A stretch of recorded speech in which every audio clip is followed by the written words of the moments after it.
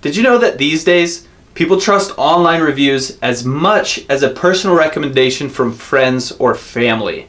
And if you don't have any online reviews currently, it's kind of like nobody's recommending you as a great business to work with.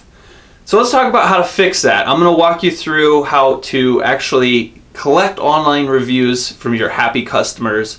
That way, when people go looking for your business online, they can see that people have already been there, worked with you, had a great experience, which ultimately just makes your job easier when it comes to closing sales.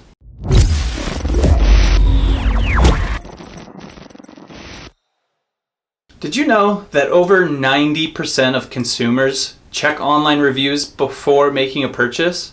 And not only that, but customers trust online reviews as much as a personal recommendation from friends or family, which, that's just insane. So, needless to say, online reviews are extremely important.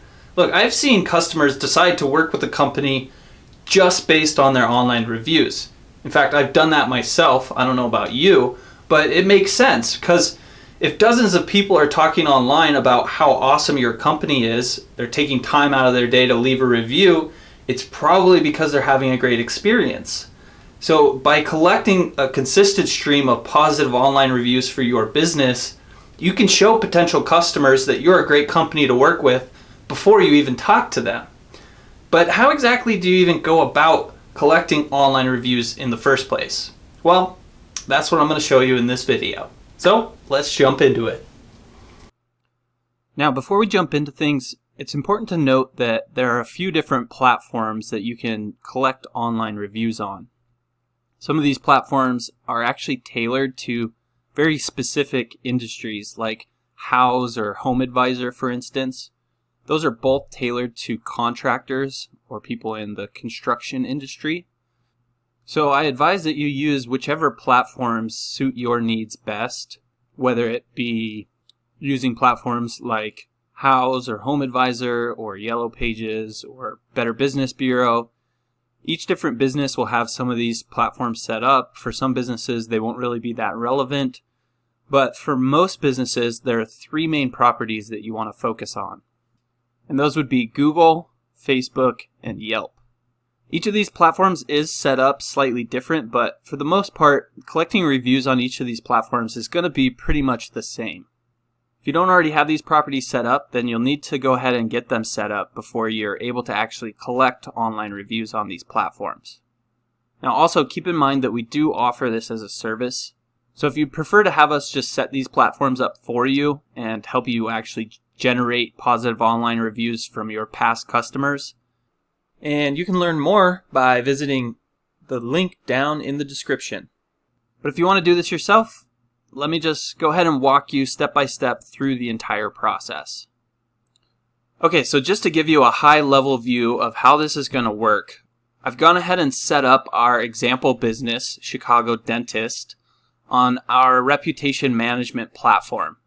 So this is a platform that is specifically designed to help you collect positive online reviews, and you'll see why here in just a second.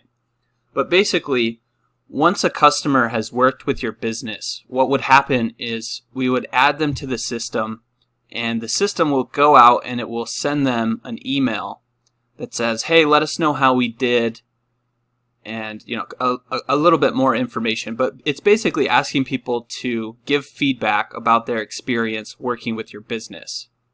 Now, in that email, there's a link to this page. So when they click that link, it brings them to this page, and it says, please take a moment to review your experience with us. Your feedback not only helps us, it helps other potential customers. Then they'll just click the 5 stars, and it'll bring up a pop-up like this, which allows them to link off to each of these different platforms where they can then leave a review for the business. So for instance, if they click Google, then it's going to open this window and it's going to basically tell them what they need to do. They need to sign in, then click 5 stars and post. So if they click review us on Google, then it's going to actually open up. So we're just using Strobel Dentistry. It's a Chicago dentist as an example. But you can see that it opens up the window right here where they can then just click 5 stars. They can write whatever information they want to write. They can even add an image and then click post. And then that's going to automatically leave a review on the Strobel Dentistry Google My Business listing. And it's going to work the same for the rest of the platforms as well. So if they click Facebook, then it's going to automatically link them off to Facebook where they can then leave a review. And same thing with Yelp and basically the rest of these platforms. Like I was saying, most of the platforms are going to work very similar. It's just a matter of getting the platform set up, finding the links, and then giving people directions as far as what to do. Click through the links and leave a review for your business. Now, the other big advantage to using a reputation management system like this is that if people have a negative experience, it's going to help connect you with those people so that you can solve the problems before they vent online. So let's say they didn't have a good experience and they click 1-star review. What it's going to do is it's going to open up this contact form that says, we strive for 100% customer satisfaction. If we fell short, please tell us more so we can address your concerns. And then they're going to list out their issues and send that message, and that message will get sent directly to the business owner. So then they can handle whatever issue with the customer before the customer goes ahead and vents online and leaves some negative feedback about the business. So if you're not using a reputation management platform like this, there is a risk of having people leave negative reviews for your business. So if you're not using a reputation management platform, I would suggest only sending review invites to people who you know have had a good experience, and that should cut back on any sort of complications with people that may have had a troublesome experience working with your business, which it happens in every business. You can't please everybody, so just something to keep in mind. Now, if you're not using a platform like this, you can still set this up on your own. Basically, all you would do is craft out an email that says, hey, let us know how your experience was, and then you would just link people directly off to these different websites. Typically, if you're just sending a standard email, you just want to use one link. And for most people, Google My Business is going to be the main platform that you want to focus on. So if you're going to send the emails manually, then just write out a nice email inviting people to share their feedback about their experience and then link them directly to the Google My Business listing. So it's quite simple to get the link to your Google My Business listing. All you do is click on the location, the map of the location here, and then click this share button, and you'll see it allows you to use this shortened URL right here.